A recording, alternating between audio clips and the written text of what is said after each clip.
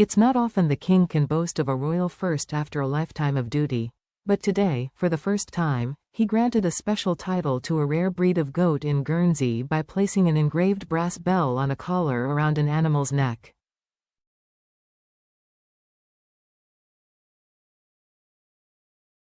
His Majesty conferred the honor to 8-year-old Somerville Tamsin, an 8-year-old female golden Guernsey goat.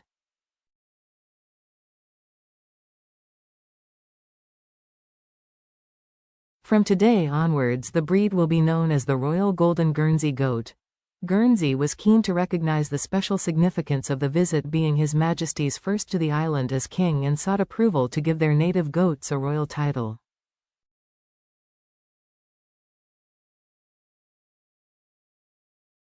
The King and Queen are on the second day of a 2-day tour of the Channel Islands and, after heavy rain on Jersey yesterday, the couple looked delighted to be on drier ground, with thousands turning out on the streets of St. Peter Port this morning to catch a glimpse of the first visit by a monarch since 2005, when the late Queen Elizabeth visited Jersey.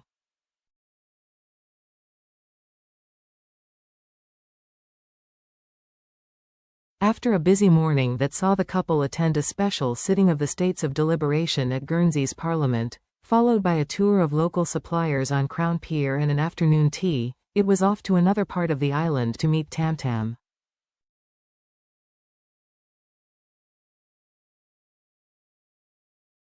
It is the first time in recent history that the protected title has been granted to a livestock breed, and it will apply to all golden Guernseys in the island and elsewhere in the world.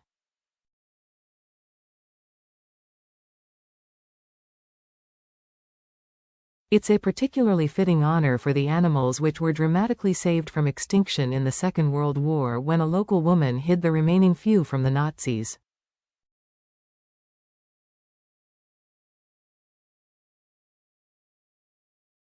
The king, 75, undertook the duty with the help of schoolboy Joe Martin, 9, whose mother, Rebecca, owns the animal, after being given the bell on a cushion.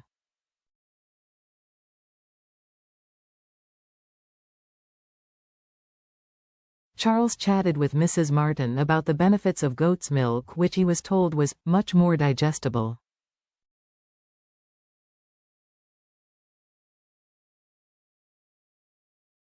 And he laughed when told he had met Tamsin's mother, Violet, in his previous visit to Guernsey.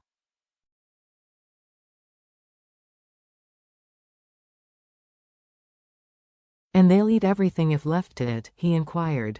"Oh yes, they do eat things they shouldn't," he was told.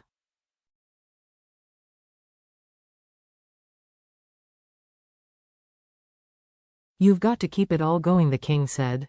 "I hear there is interest on the mainland too."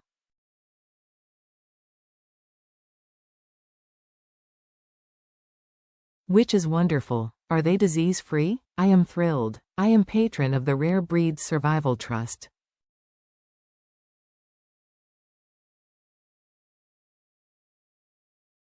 "They do a wonderful job." Joe explained that he had washed Tam Tam, as he calls her, with Head and Shoulders conditioner the day before to make sure she was as silky as possible.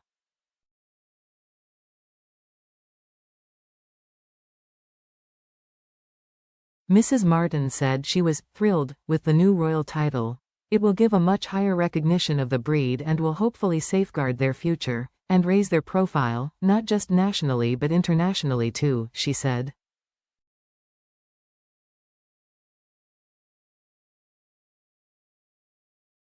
Royal titles are granted sparingly, on the advice of the Cabinet Office, with strict standards applied.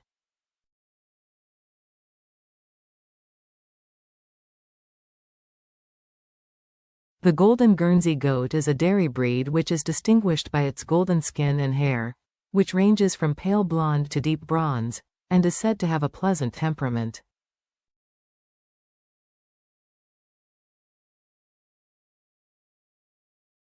Their milk is apparently delicious. They also have a unique history, dating back at least 200 years.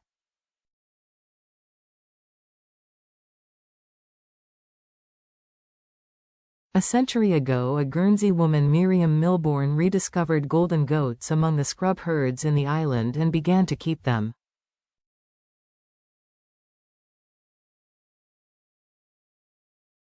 In the 1940s, when German forces occupied Guernsey, most of the goats were killed for food.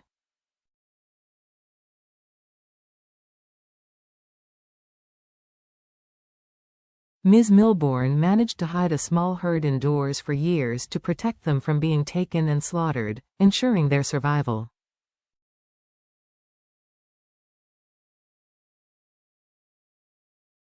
She then began a breeding program in the 1950s. Today, golden Guernseys are found not just in the island, but in the UK and the USA as well, but are still considered at risk with less than 2,000 in existence.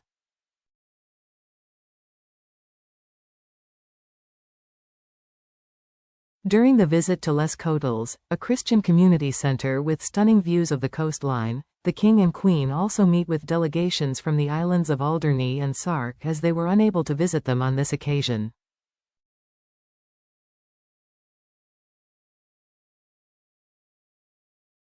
"I am sorry to have dragged you over here," Charles apologized. "But it's wonderful to see you."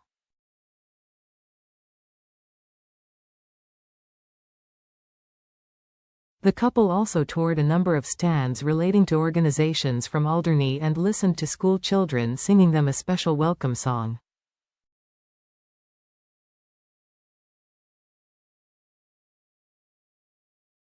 Two schoolboys, Max Butel, 8, and his brother, Toby, 6, gave the Queen posies of native flowers made by their mother.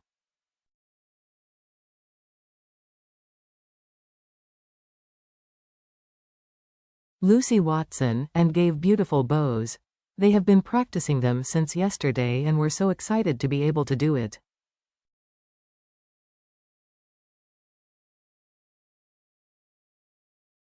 It's very special, a once-in-a-lifetime moment.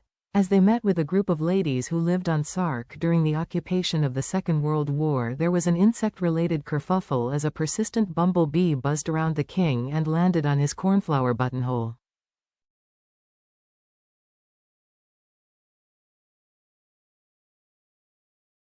Queen Camilla bravely tried to flap it away as her husband chatted away without realizing before the bee then started buzzing around her.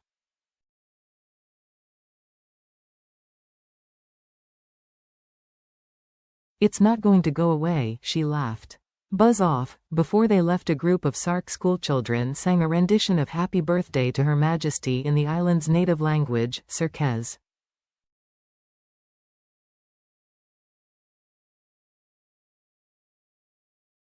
"Very good, thank you very much indeed, that was very kind. I recognize the music but not the language," she said.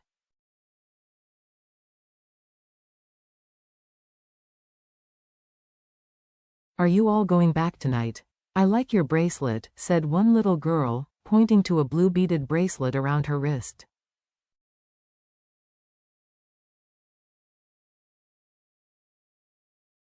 "Yes, a lady over there gave it to me.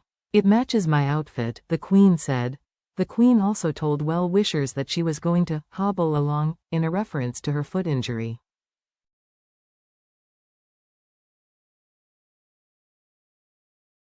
Queen Camilla sported a bandage on her right ankle today as she arrived on Guernsey for the second day of her visit to the Channel Islands.